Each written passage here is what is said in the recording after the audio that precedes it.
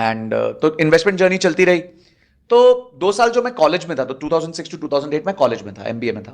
तो उस टाइम पे मैंने बहुत खरीद बेच किया, लोगों की सुनी, टिप सुनी, कोई अपना ज्यादा दिमाग नहीं लगाया, एक आधा शेयर कोई होगा जिसपे कुछ खोपड़ी लगाई होगी। पर उसके बाद है ना, मुझे हमारे एक प्रोफेसर है, आपने शायद नाम सुना हो, काफी फेमस इन्वेस्टर भी हैं, थोड़ा अपने आप को लो प्रोफाइल रखते हैं, उनका नाम है शिवानंद मंकीकर।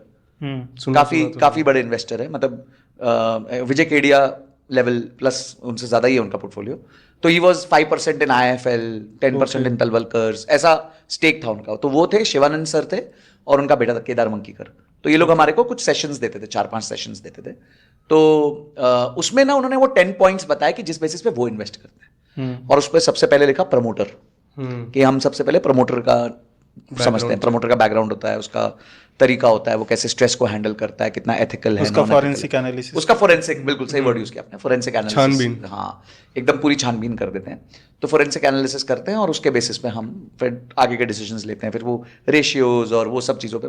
तो तब तक हम जिंदगी में समझा नहीं था रेशियो क्या होता है, फंडामेंटल एनालिसिस क्या होता है। तो उनके आने के बाद हमने थोड़ी थोड़ी ये चीज़ें समझनी चालू की। फिर हमें प्रेजेंटेशन देनी होती थी कि भाई अब आप बताओ कि फंड इस बेसिस पे अब आप कौन सी कंपनी में इन्वेस्ट करोगे, कौन सी कंपनी के शेयर्स खरीदोगे। तब पहली बार ये सब चीज़ें समझ आई कि यार ये सब भी चीज़ें होती हैं। तो आई थिंक एमबीए फाइनेंस में ये सब कुछ रेलेवेंट चीज़ें हमने सीख ली, जिसकी वजह से इन्वेस्टमेंट जर्नी और थोड़ी ईजी हो गई। तब तक है ना म्यूचुअल फंड्स का कॉन्सेप्ट नहीं पता था, बिल्कुल नहीं पता था। तो 2008 जनवरी में मैंने जब जॉब ज्वाइन किया, जब जॉब ज्वाइन करते हो ना, तो क्या होता है, आपको एक अकाउंट मिलता है, सैलरी अकाउंट, और उसके साथ है ना 2-3 लोग आ जाते हैं बेचने, आप इंश्योरेंस खरीद लो, ये खरीद लो, वो खरीद लो। तो वैसे ही कोई म्यूचुअल फंड बेचने आ गया। तो म्यूचुअल फंड बेचने आए 2008, ये भी जनवरी फरवरी की बात होगी। तो बोलते हैं ये कंसेप्ट है, आपको ना हर महीने पैसे डालने होंगे इसमें। मतलब अच्छा, तो इसको कहते हैं हम SIP। तो मैंने समझा SIP, तो मुझे मैथमेटिकली समझ आ गया कि SIP मतलब हार्मोनिक मीन होता है। अगर आप तो इंजीनियर आप समझेंगे कि हार्मोनिक मीन का कौन सा, एक अरिथमेटिक मीन होता है A+B डिवाइडेड बाय 2, फिर एक ज्योमेट्रिक मीन होता है, ये हार्मोनिक मीन होता है कि आप हर बार एक ही अमाउंट ऑफ पैसा डाल रहे हो, पर यूनिट का प्राइस बदलता रहेगा, उस हिसाब से आपके यूनिट्स, नंबर ऑफ यूनिट्स बदलते रहेंगे। तो इसे हम मैथमेटिक्स में हार्मोनिक मीन का कॉन्सेप्ट कहते हैं। तो मैंने बोला ठीक है, रुपी एवरेजिंग हो गई। तो मेरे को कॉन्सेप्ट समझ आ गया, मैंने 1000 रुपए के एक SIP और 1000 रुपए के एक SIP ऐसा कुछ कर दिया था। 2-1000 रुपए डाल दिए थे उसमें से। तब अगेन इतना ईजी नहीं था, एप्स नहीं थी, कुछ नहीं थी, तो उन्होंने फॉर्म साइन कराया, नैश कराया, ये सब कराया। तो एक SIP बंद हो गई उसमें से, 2 की थी, रिलायंस और HDFC, आज भी याद है। HDFC बंद हो गई 2-3 के बाद, पता नहीं कुछ हो गया होगा, पर रिलायंस चलती रही। अच्छा, मुझे पता ही नहीं पैसा जा रहा है, because my salary was almost 40-50,000 rupees and it was 2,000 rupees. तो ऐसे कोई समझ नहीं आ रहा था कि बहुत कभी पता ही नहीं चला कि कुछ कट रहा है। मेरा घर था खुद का, मेरे फादर मतलब हम साथ ही रहते थे, तो खर्चे उतने थे नहीं मेरे, तो रीजनेबल सेविंग थी। अच्छा, प्लस मैं हमेशा से, जब से छोटा था तब से डबल इनकम के कॉन्सेप्ट पे डिपेंड करता हूँ। तो मैं पहले टीचर था, तो मैं टीचिंग करता था, IMS में पढ़ाता था। IMS में जब पढ़ा था तो मुझे 300 रुपए घंटे मिलते थे।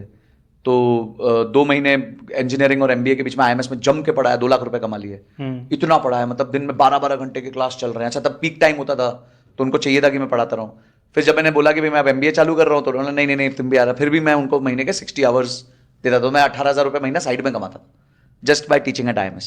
ये सेम चीज मैंने कोविड में करी थी। अच्छा, एक ऑनलाइन प्लेटफॉर्म के साथ। तो आपने ऑनलाइन किया, हमारे वहां तो चलो 2006 की बात है, ऑफलाइन का टाइम था। तो अपना जो मारवाड़ी माइंडसेट रहता है ना कि जितनी जगह से आ सकती है ऑप्टिमाइज करो, क्योंकि एक्चुअली क्या हुआ, एक चीज पे डिपेंडेंट ना रहना। नहीं, हाँ, बस वो नहीं रहना। मेरे फादर ने भी मुझे ये बात बोली थी कि आपको कोशिश करते रहना है कि 3 चीजें करो, अपनी इनकम को बढ़ाओ, अपने खर्चों को कम करो, और अपने बचे हुए पैसे को निवेश करो। 3 ही चीजें उनकी था, यही था। इनकम बढ़ाने मतलब ज्यादा या तो सोर्सेस बढ़ा दो, या एक ही जगह से बढ़ा दो, जैसे भी कर लो। तो टीचिंग का शौक बहुत था मेरे को। I was a very very Avid teacher. मैं बहुत टाइम से पढ़ाता था और मेरे को बनना ही टीचर था।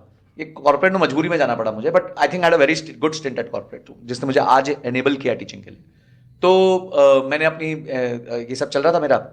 तो उसके बाद मैंने SIP चालू करी। तो SIP 2,000 रुपए जा रहे हैं, पता नहीं चल रहा। 5 साल बाद मैंने ऐसे एक दिन फिजिकल अकाउंट स्टेटमेंट आता था, उस टाइम डिजिटल होता ही नहीं था, फिजिकल एक अकाउंट स्टेटमेंट आता था एनवेलप। तो वो मैंने खोला कि यार कुछ तो आया, दिखते हैं। तो मैंने उसमें डाले हुए थे कुछ 1-1.25 लाख रुपए के आसपास, तब तक डल चुका था, और फंड की वैल्यू 2.5 लाख थी। मैं यार ना, मैंने दिमाग, फिर मैंने IRR निकाला, अपने को एक्सेल बहुत अच्छा आता था, तो मैंने खट IRR 19 पॉइंट समथिंग % का IRR था, पता नहीं ऐसा कुछ IRR था। यार ये तो गजब हो गया यार, कि मतलब ना दिमाग लगाया ना कुछ किया, देखा तक नहीं, पता भी नहीं चल रहा पैसे कट रहे हैं। और उसके बाद इतना अच्छा पैसा बन गया, और यहाँ मैं स्टॉक्स खरीद रहा हूँ, बेच रहा हूँ, खरीद रहा हूँ, बेच रहा हूँ, स्ट्रेस ले रहा हूँ। वो एक टेलीडेटा इन्फॉर्मेटिक्स खरीदा था मैंने, उसके लिए 100 रुपए के लिए वेट किया 99 पे गया, उसके बाद क्रैश कर गया।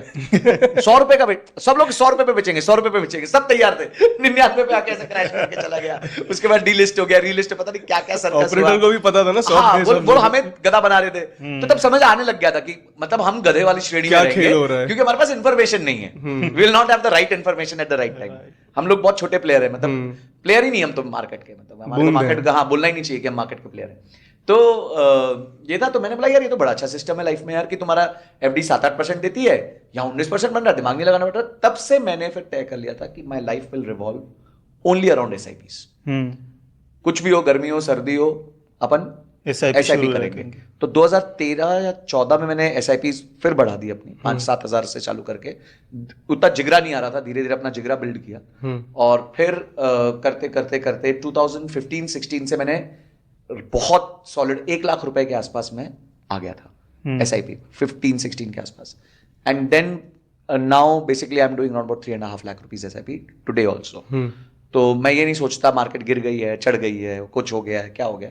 फंड्स लिए हुए हैं, आज मैं 40 का हूँ, 50 की उम्र तक करना है, और 10 साल और ये 3.5 लाख रुपए मिनिमम डालना है। हो सके तो 5-10% इंक्रीज करना है, नहीं करना है तो भी 3.5 लाख तो डलना ही डलना है। अब लाइफ इसी के अराउंड रहती है कि 3.5 लाख इधर डालना है, 2 लाख घर का खर्चा, ये अब इतना कमा के लाना है बस, बाकी मोदी जी को देना है, उनको भी देना पड़ता है 35%, तो वो भी देना है। सो वो सब करके, तो this is how I have planned my life and it has done very well for me.